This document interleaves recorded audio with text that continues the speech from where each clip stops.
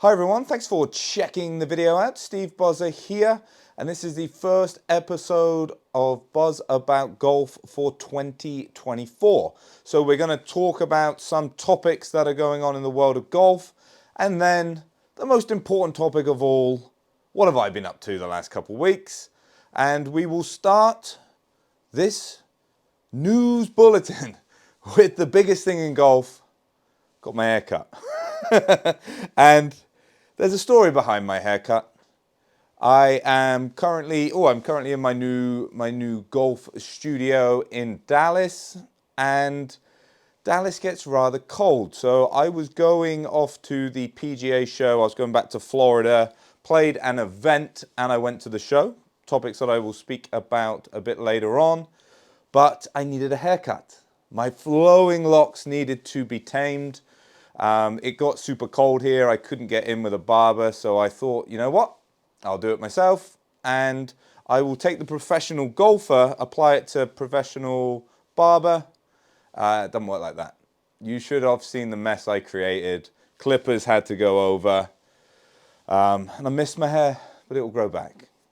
But that's kind of the top story in my world. But in the world of golf, I think I want to quickly talk about Pavon's win at over in San Diego at Torrey Pines.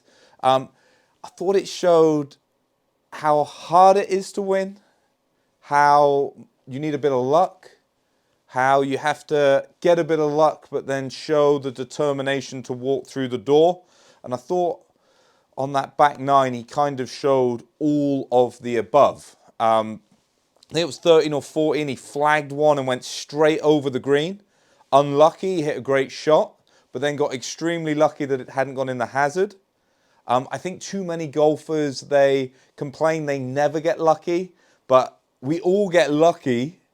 It's just how you use that luck. I think too often people get lucky and then compound the error with another error. Pavon chipping reverse grip,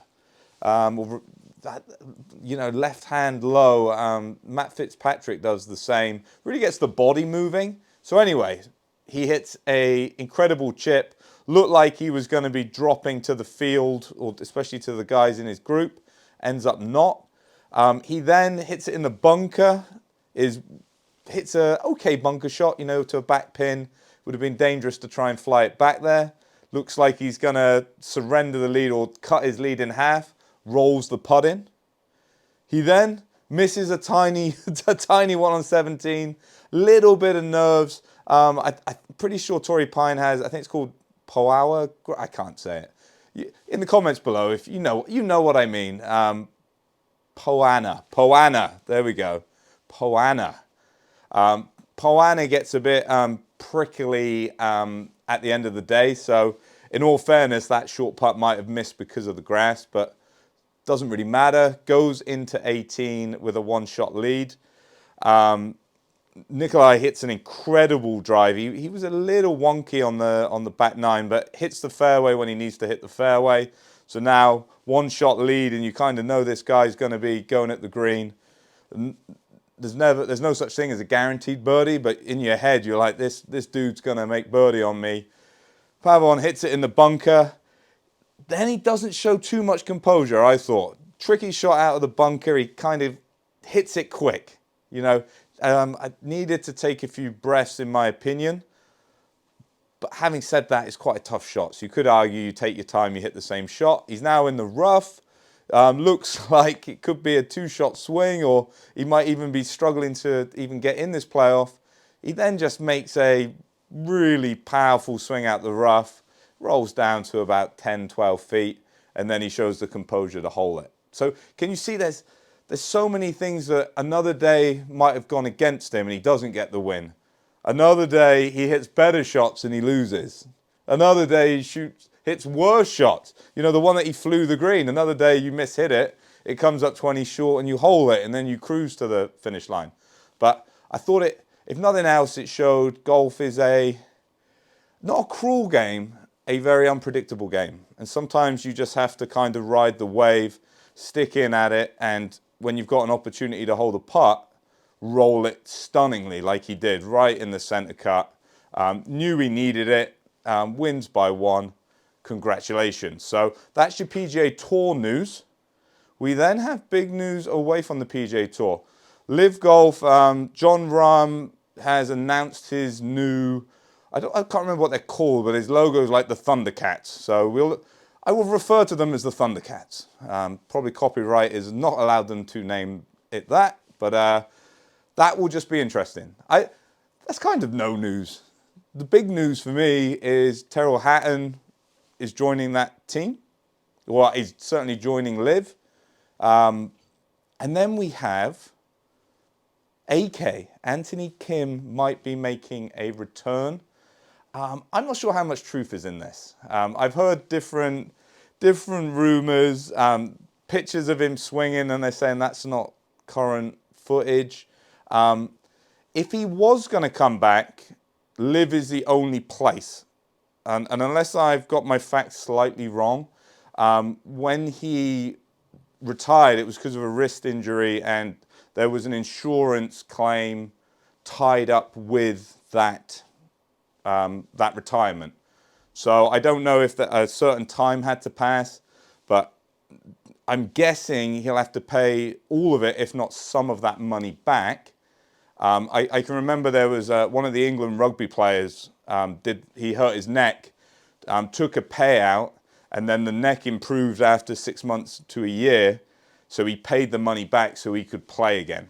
You know, he desperately missed playing, so he paid the money back to you know, play the sport he loved. Anthony King might have that option now, because I can only assume Liv will either pay that or they'll pay him enough to make that decision an easy decision. Because if he does play again, do I expect him to win? No. Do I expect him to compete? No. Will it be interesting that he plays? Yeah, of course. We'll be really interested to see how he plays. But do I expect him to do well? And disclaimer, when I say well, you know, at a world-class level, you know, against the best of the best, the answer is no. So it will be interesting if he has got the desire to play. And I hope he has. And it must have been so hard on him when he hurt his wrist, because he played a couple of seasons with these injuries. His form was tanking, mostly because of the injuries, but it's not like he went out at the top. His form was declining. You know, the body kind of failed on him. So if he is feeling healthy and he wants to get back at it and kind of deal with some unfinished business, wish him nothing but the best. The money that Liv brings maybe allows this to happen. I think it would be a crazy decision if he wanted to go back to the PGA Tour. If he could be paying money back, and then you know, I think there would be a strong possibility that he might not get anywhere near to making a cut, and certainly making enough money to offset what he'd be paying back. So Liv would be an option. Get your comments down below. Do you agree with me? Do you think it's a story that's been blown out of proportion? I know when there was the lawsuits between Liv and PGA Tour, his name came up, but that doesn't really mean anything. They might have just reached out to him and he might have said, I don't really want to play, or I can't play. But speculation is a wonderful thing for the world of social media, if nothing else. But that's kind of my roundup of the news.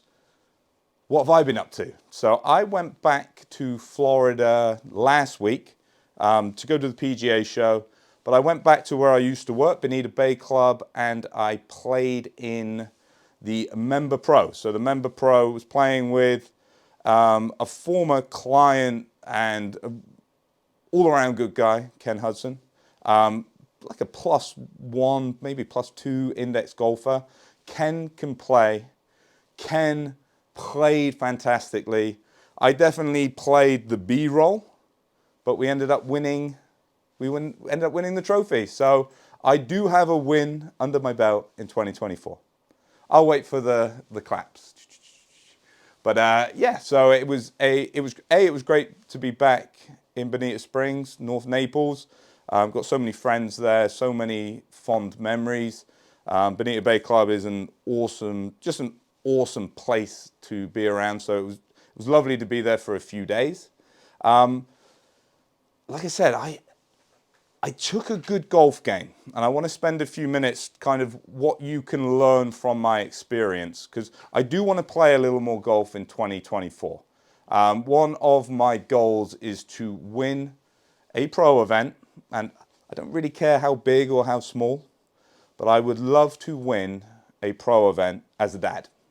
And obviously, I got the toddler, I got the newborn. For me, it would just be a real nice achievement. You could kind of count this. Like I said, Ken did most of the work, so I kind of think it should be individual. If it doesn't happen, I will count this absolutely. But I've been doing some psychology work. So my formal education, I did a biomechanics master's. I did a research master's. I looked at driving performance. So that was kind of my formal education. But although it was biomechanics and based in biomechanics, I used a theory called constraints-led approach, which is kind of a psychology underpinning to all of the research I did. So I've always been interested in psychology. When I did my undergrad sports science degree, I was actually very, very interested in being a sports psychologist. That was when I first went off to my undergrad. That was something that I was really open to doing. Once I got into my undergrad, I've always been interested in the swing, always thinking about not only how to hit good shots, how those shots can be performed under pressure, how you can take multiple people, very differing body types, and they can all play exceptionally well with very different looking swings. So that always interested me. It's like why I went down the driving performance route. I was really intrigued in what happens on the course when you try and hit the ball further, when you try to hit it straighter. So yes, that's biomechanics, but you see there was always a bit of an underpinning in psychology. Since I did my formal education, I'm an NLP master practitioner, so that's neuro-linguistic programming. If you haven't heard of it, it's kind of what like Tony Robbins does. So if you've ever seen any of the ideas and concepts that Tony Robbins talks about, I actually went to see him. When did I see him? 2016, I think. And I did his UPW, Unleash the Power Within. I think it was 3 days. I had a great time. Really eye-opening in how the body can affect the mind just as much as the mind can affect the body. That really got my interest in NLP, because that's kind of what he underpins a lot of his stuff in. So I kind of went away, learned a lot about that. Hypnosis. I do know how to not do the crazy hypnosis, but I can put people in a light hypnosis to really get them feeling good about their golf game. And then since then, and what I've done recently is flow code. So you might have heard of flow code. It's been around on social media a little bit. Dr. Rick, so Colin Marikawa's long-term coach, he is a doctor in psychology. He's done a lot of research on, flow, getting in the zone, and he's done a lot on, mindsets. And what I've liked about flow code is when I'm teaching the golf swing, I really come from a position that everybody isn't the same. Everybody is going to have different swing signatures. Everybody's bodies are slightly different from how they generate force to how their autonomy, so like how long their arms are compared to their height, all of these different measures that are going to make maybe two swings that are very similar look very different because of the different body types, plus where the forces can be laid down. Some golfers are very strong laterally. Some golfers very strong in the rotation. If you look at my swing, I'm quite jumpy, a bit like Lexi Thomas, Bubba Watson, very, very vertically driven. You see, so all of these things create very different looks, and if nothing else, shows you can't cookie cutter it. You can't have a one size fits all. Even if you have a one size fits all, you have to understand it will look very different, even if it's applied exactly the same. So because that's how I see the full swing and the mechanics of the golf swing, I like to understand and appreciate that psychology is the same. We don't see the world the same. We don't have the same triggers for our success. We all need to be in slightly different mindsets. So what Flow Code shows is there's many different mindsets, and you need to pick and gravitate to the one that allows you to create your optimal performance. So the point of this spiel that I'm giving you isn't I won because of Flow Code.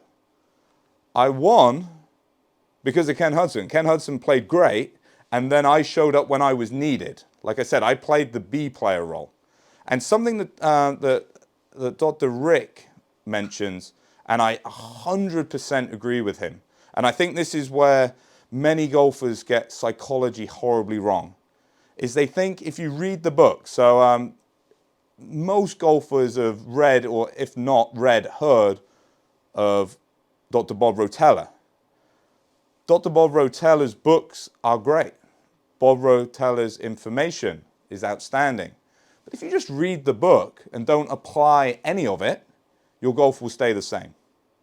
And what I found in this tournament, I played with a lot of fear. I'm not sure if it was because I haven't played a great deal. I've been making some swing changes. I'm trying to get the club a little shallower in my backswing. So because I tend to get quite steep, you know, my good golf comes from a place of being quite steep. Almost shallowing it in the backswing a little bit creates a happy medium and an optimal delivery in the downswing. So I'm kind of trying my top hand, I tend to get a little strong. So I'm trying to kind of weaken it so I can then, when I'm moving, I can get the club a little more closed, but I can get it behind me more. So then that lets, I've got that like Sergio Garcia, that negative beta we call it, that dropping of the shaft. It allows me to then drop it and not get too steep. So mechanically, that's something that I should be using. But in the heat of battle, thinking of the mechanics doesn't tend to be the best. I teach off of a find, feel, perform model. So you find the movement that suits you. So like everything I just described there suits me. Might not suit you, suits me. But we then have to convert those feels so then when we're in performance, we don't have to think about it too much. So just where I am in my golfing journey this year, probably thinking a little bit too much mechanics rather than the doing. I didn't quite trust the move either. So there was a little bit of fear because it made the club feel like it was closed. So it made me feel like I was going to miss left and I was actually missing right. So as you can imagine, that is problematic. So I'm standing there going, oh my gosh, don't miss left. If I had a caddy, they would probably be screaming with expletives, but you haven't hit one left yet today, Mr. Steven.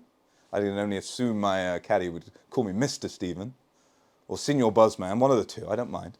But yeah, so I wasn't able to fully engage until I hit a couple of really good shots. So this is the second point I wanted to make. I was helping a little bit the team. I can't stress enough how well Ken played, by the way. He made a bunch of birdies. A couple of the holes where he didn't play as well, I came in with a few pars, made a couple birdies on day one. Day two, I was okay at the beginning, not great. But then I hit a couple of nice shots. And then my confidence started to come back. And then the last 4 or 5 holes, then I showed up. Then I started playing great. Hold some great putts. Birdied 17 and 18 and we won by 1. Chipped in on 18. a glorious chip-in. I won't bore you with the details other than it was glorious. But yeah, so what was happening? And this, from a psychological standpoint, I gained confidence from the external. So I needed to play well and show myself that I could do it before I could feel confident or before I felt like I deserved to be confident. And that doesn't cut it. We don't want to be like that. And this is something that I've really picked up in this flow code training. And like I said, I'm really excited about it. I'm really excited to help my clients with it, but really apply it to myself, not just in golf, but in life. But you can't gain confidence from the external because then you have to wait for it. And if you wait for it, you've already missed the opportunity. So there's definitely work I need to do days prior, the morning prior, and in the warm-up just before I go out, where I can create a mindset that is going to allow me to feel confident. Half of that, in my opinion, is you need to do the work. I think it's very, very hard to feel confident, committed to golf shots if you know you haven't really fully applied yourself. I also appreciate that's an easy comment to make. Sometimes life gets in the way, but it cannot be driven around the external. So hit a few nice shots, and then I started to flow. Under pressure, I played some really good shots. Played it really nice. Didn't miss a shot when I needed to at the end of the round. But I've always been a slow starter. And then when I built into the round, I always would class myself as a really good finisher. And I think what I've been learning through flow code and everything I just said there, I think that's one real reason. And I've tried many things in the past. Thought it might be an arousal issue. You know, I wasn't up for it at the beginning. Definitely felt, ironically, I felt pressure at the beginning. Not the first tee shot. The first tee shot's easy. It's right at the beginning. You've fully energized, put full commitment, never had an issue with the first tee shot. So I know people talk about first tee nerves. Never really experienced that. But then I needed to get 5, 6, 7 holes in before I could then get going. Something that I've had time to reflect a lot. You know, I've played golf for a long, long time. I never liked being around zero. So if you think like when I was an amateur, I was, a scratch golfer, +1, +2. I never liked being around zero because a birdie is good and it gets you into the red, and a bogey is then a disaster. It gets you into the black. I would then make 2 or 3 birdies. So if I was 2, 3 under, maybe that buffer gave me the freedom then to start reaching for 4, 5 under. So I didn't like being around zero. And with this stuff I've been doing with flow code, I go, yeah, I think the confidence I'm getting is from external. So can you see, it's a burden to be on level par because you don't quite know which direction it's going to go in. Therefore, you don't quite know, can I be confident? Can I not be confident? If I can build, and this is for me and for my clients and hopefully everybody that's listening here, if we can build our confidence not based on external, we don't have to show anybody that we're capable before we realize we can do it. And that is what I will be working on massively in 2024, alongside losing weight. So there we go. So had a great time at Bonita Bay. Won the the big one in the team. Didn't win the individual, but won the team. So 2 things you can take from that. Yes, how can you get yourself into the mindset? And I'll talk far more about this. And I plan on doing more of these style of, podcast-esque videos. I can get people on that can talk about it. I know a lot. I know people that know more. So, I think this is something that in 2024 I really want to explore. And then the second big one is pick a good partner. Always pick someone that's better than you. And you have to be humble, and you can't let them know that's what you're doing, but pick a good partner. I definitely did that last week, and that's what got me one trophy. And then I handed off to the PGA show, where I received the trophy that I'm not sure if it's been in shot, but I have been holding a trophy for the 10, 15, 20 minutes I've been speaking. So GRAA, Golf Range Association of America.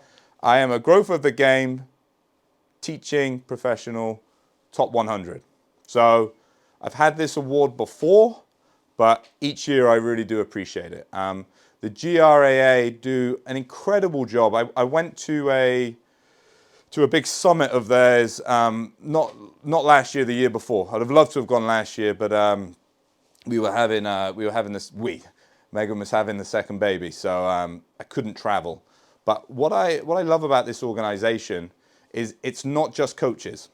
It's coaches, it's managers, it's people at driving ranges, private facilities, public facilities, resorts. You know, there's a massive, diverse amount of people associated with this organization. They are directly connected with the PGA magazine and the fitness division of this. And you just get to meet loads of people that love golf, are heavily involved with golf, but have a slightly different opinion to you. You know, we've got to be careful sometimes. You can sit in a room with people that are very like-minded, very even motivated, but they're very similar to you, so they don't really test you. You know, and you end up just coming up with the same ideas and validating your own ideas. Sometimes you need somebody for a different perspective, different area of golf that can, A, make you look at this great game of golf slightly different, but if it can make you look slightly different at yourself, you can then grow and improve what you're doing. In my case, my coaching ability. So yeah, I've been holding this. Fits lovely in my hand. I might walk around with it all the time. Walk around with my trophy. Hi, sorry, I can't. Oh no, there we go. Sorry. But yeah, so that was a lovely thing that I had at the PGA show. I enjoyed the PGA show. The PGA show, if you're not aware of what it is, it's a week in Orlando. The Tuesday they have the demo day, so you go out to Orange County National, have a load of the manufacturers there, load of the companies that, you know, making training aids. There's so much in golf coaching technology at the minute, so you know you get to see what's happening. So the demo day is fun. And then the show for me, I do a lot of education. You know, there's so many great people. I really enjoyed spending time with Swing Catalyst. They do a great job. They get some of their ambassadors to, you know, talk about how they use their product, predominantly the force plates. Gas systems. So I used to work for Gasp. They were doing something very similar. Mike Duffy was from Penn State, and that's kind of out doing a lot in the golf world.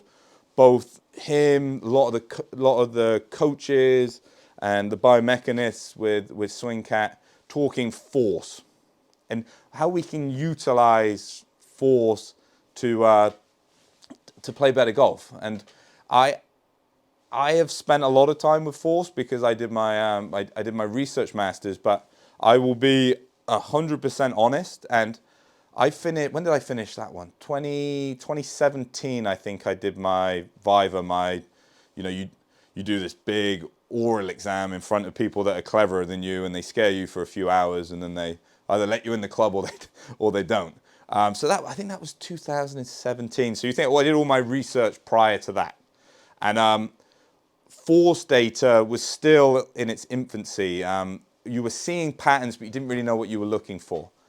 Scott Lynn, who is, I think he's based in California, does a lot with Swing Catalyst. He came up with the kinetic sequence.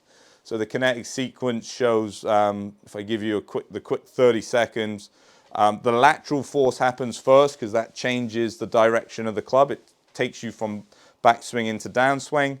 Then you apply the rotation, that gets the club out, and then to get the club down, you have to push up with your body because forces work in opposites with my trophy.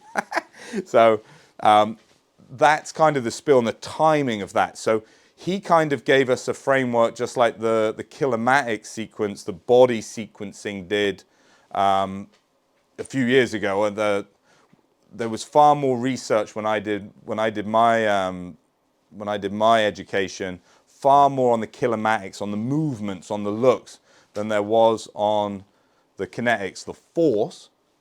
But I think, and if it was a perfect world, I think the force is it's a more stable measurement, plus the golfer that is using it can feel what is required in the changes. So one of the big issues we get with trying to make golfers better is, it's one thing understanding what you meant to do, and it's a completely different thing on, well, how can I apply it? I think force, it lets the performer kind of sense and feel, so all of a sudden you can be given the instruction, the external cue, the external kind of instruction that the coach is giving, but you can then translate it into a usable sentence that you can apply. Because you got to remember, as a coach, I can tell you exactly what I want, but I can't tell you how it feels. No one can tell you how it feels. And if they do, they're overstepping. I say this to my clients, like if I start telling you how it feels, all I'm really doing is telling you how it feels to me. That might help you, it might not.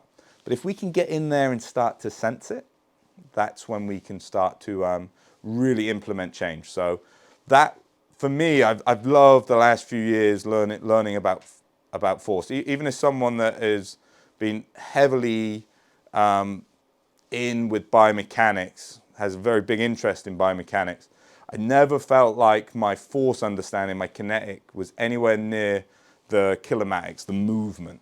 So I feel like that's something that's improved vastly in my knowledge in the last couple of years. But as an industry and as a whole, I think that's massively changed. And then it's really interesting, and you can imagine at the PGA show, the golf coaching tech, the training aids, that's what really interests me. It's really interesting how many companies are coming out with this markerless technology. And I'm not sure if it's like 100% refined yet, but if you look at how far it's come, and I can remember when I was doing my research, I did a thing called DLT, direct linear transformation.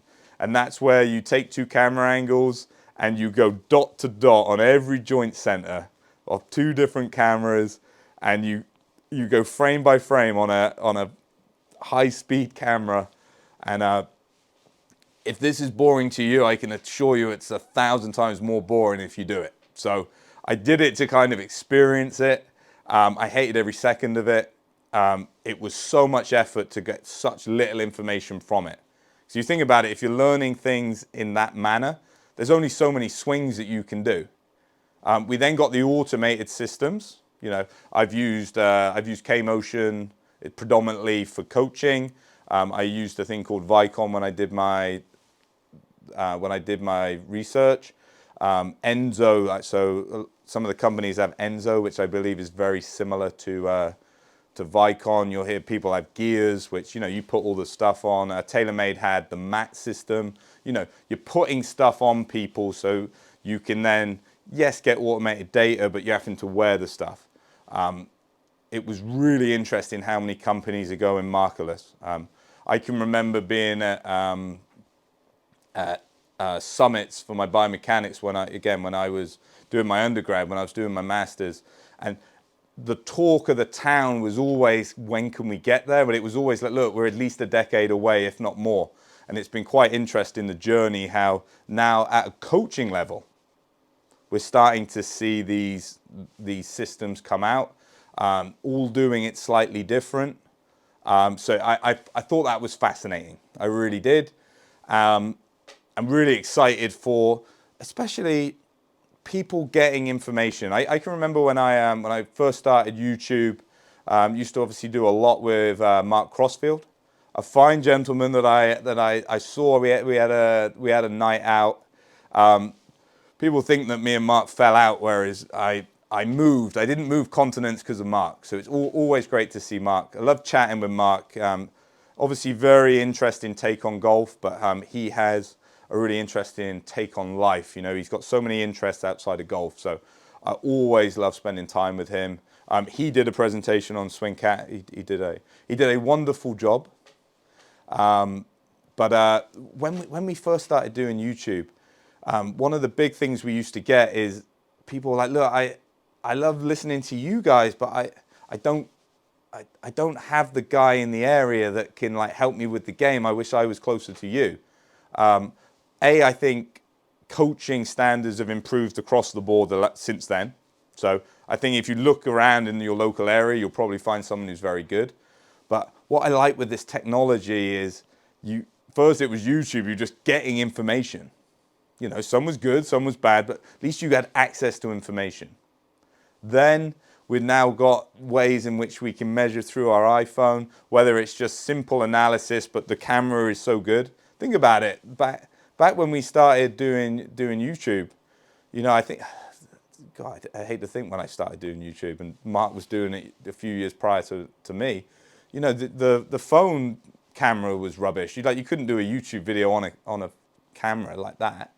You know, and now you know I'm actually filming this off of my camera now in 4K. You know, you can do slow motion. You can send it to people. Now we're able to kind of put metrics onto some data. You know, really get away from camera angles. So I use Sportsbox AI. So you don't even have to use the metrics, the numbers. Sometimes it's just nice to be able to take one image and get different camera angles. You know, it gives you a chance to actually make some changes, you know, and make sure that you're doing the right thing. Speaking to individuals online, Zoom, you know, there's so much. It's crazy how far it's come, and it's exponentially getting better and better and better. It's such an exciting time to be a coach, more exciting time to be a golfer using the information. So yeah, those were the really interesting things that I was seeing. It was also real cool. Like this room, I'm so excited to have it. Full Swing really helped me out. So you can imagine I've had lots of phone calls with a number of guys with Full Swing. It was lovely to meet them in person. I think we're getting out of that COVID, you know, we can do everything on Zoom, everything on the phone. You know, it's nice to see people interact, say thank you in person. And then the indoor golf shop as well. I saw the guys there. They're going to come over, and you know they've helped me more than they needed to anyway. But they're gonna come over, do some content with me. They're going to really make sure I can utilize this room to the fullest. So it was awesome to meet people. I think too often, and I think especially with the social media, you always want something, you know, and I have been given a lot. I'm very grateful for that. And like I said at the show, it was just nice to see people, thank them. So many pros with awesome information. Saw a few companies that I'm hoping I can use their technology, not only in my videos, but in my coaching, both in person and online. You know, just so I can, you know, really get excited about coaching. You know, tons of information. I'm going to do a few certifications as well, new certifications out there. You know, the instructional space, I think it's as healthy as it's ever been. And I think we're really starting, you see it kind of in the equipment, you know, one company would get miles ahead and then they would be catching. And you look at it now, there's so many good products from a equipment standpoint. Now we're seeing it in all of this coaching technology, plus how you can practice. So many like launch monitors and stuff, you know, different price points. I was surprised. You know, I'm big into this, and even when I go to the show, I see 4 or 5 companies I've never seen, and if they're not mainstream now, you know, you wait 12 months and then their product has moved us on to the next level. So I really do think the coaching space is very healthy. If you have the desire to get better, it's available to you. you know, and I know we all have different budgets, we all have this and that, but, you know, combined with the free information that's out there, the information in general, you know, I think it's not about buying the information or getting it for free.